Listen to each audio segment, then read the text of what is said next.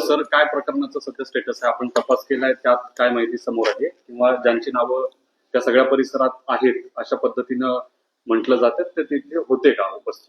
आतापर्यंतच्या तपासात हे निष्पन्न आहे की एका व्यक्ती तिथे त्या लॉजवर गेला होता आणि काही आपत्तीजनक कृत्य त्यांनी केला होता आणि त्या अनुषंगाने ते फिर्याद आल्यानंतर ते 354 म्हणजे मॉलेस्टेशनचे प्रकार दिसून आल्यामुळे त्या व्यक्तीविरुद्ध गुन्हा दाखल करण्यात आलेली आहे.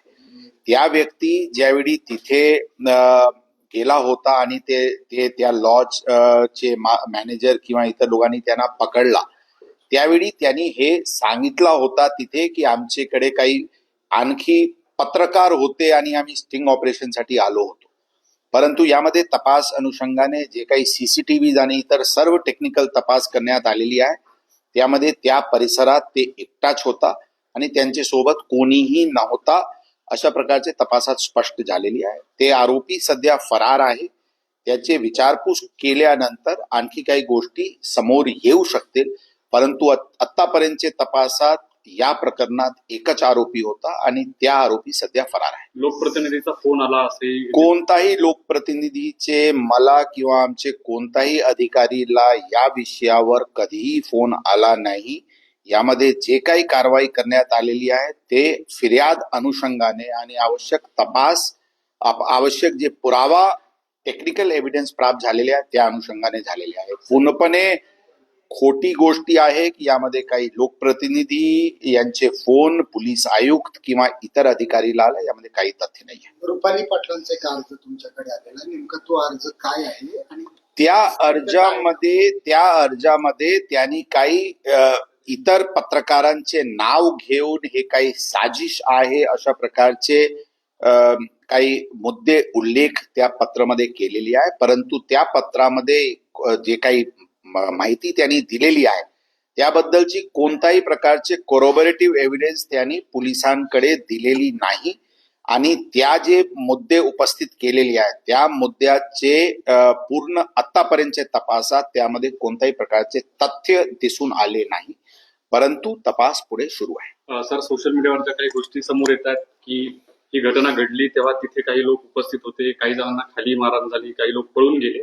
हे जे नरेटिव्ह सोशल मीडियावर वाचायला मिळते त्यात किती तथ्य आहे? मी सांगितले त्यामध्ये कोणत्याही प्रकारची तथ्य नाही. एकटाच व्यक्ती होता. ते खरी गोष्टी आहे की त्यांना पकडण्यात आला. तिथे काही लोकांनी त्यांना त्या स्पॉटवर काही मारहाण पण केली होती. त्या भौतिक अशा वाटते की त्याने बचावसाठी काही दुसरा नरेटिव्ह त्यांनी त्यावेळी सांगितले असावी, परंतु तपासामध्ये इतर कोणीही त्या प्रकरणात त्यावेळी तिथे यात किंवा त्या काळात तिथे उपस्थित होते यामध्ये कोणत्याही प्रकारचे तथ्य दिसून येत नाही. सर, एक शेवटचा प्रश्न की तुम्हाला या सगळ्या प्रकरणात आरोपीला वाचवण्याच्या साठी म्हणून काही लोकांनी फोन केले असं जे म्हटलं जातंय, तर तसं काही आहे? मला कोणताही प्रकारची फोन आरोपीला वाचवण्यासाठी किंवा गुन्हा दाखल करू नये यासाठी आलेली नाही. आरोपी स्वतः काही फोन नक्कीच केला होता की आमचेवर अशा प्रकारचे फिर्याद आलेली आहे आणि त्यामध्ये तथ्य नाही, आपण तपासून कारवाई करा अशा प्रकारचे आग्रह केला होता. परंतु यामध्ये जे फिर्यादी आले होते, फिर्यादी बद्दलचे जे इनिशियल पडताळणी केल्यानंतर गुन्हा घडला असल्याचे निदर्शनास आल्यानंतर गुन्हा दाखल करण्यात आले. आपण सीसीटीव्ही चेक केले कुठल्या कुठल्या हॉटेल्समध्ये, म्हणजे त्या परिसराचे मागचे हे जे आरोपी आहे त्यांचे बॅक ट्रॅकिंग करून 2 तासाचे कालाचे म्हणजे घटना घडल्याची 2 तासापूर्वी पर्यंतची पूर्ण सीसीटीव्ही पडताळणी करण्यात आलेली आहे आणि त्या लॉजची पूर्ण रेकॉर्ड मागचे 1.5-2 वर्षाचे तपासण्यात आलेली आहे. ही आरोपी त्या लॉजमध्ये पूर्वी 3 वेळा आणखी गेले असल्याचे लॉजचे रजिस्टरवरून दिसून येते, परंतु इतर कोणत्याही गोष्टी समोर आलेली नाही. सर, रुपाली पाटील यांनी आपल्याकडे अर्ज दिलाय, काही पत्रकारांची नावं दिली आहेत त्यात, पण त्याबाबत काही पुरावे दिलेत का फक्त?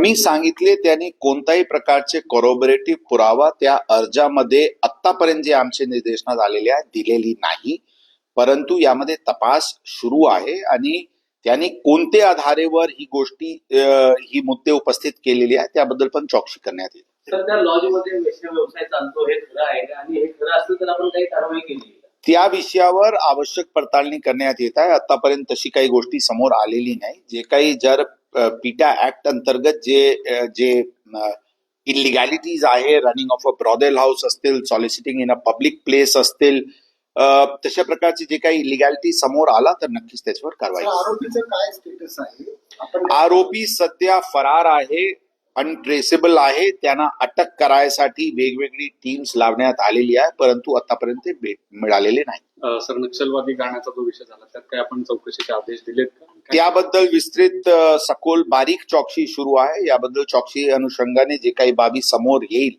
त्या अनुषंगाने कारवाई करण्यात येईल. थँक्यू. थँक्यू.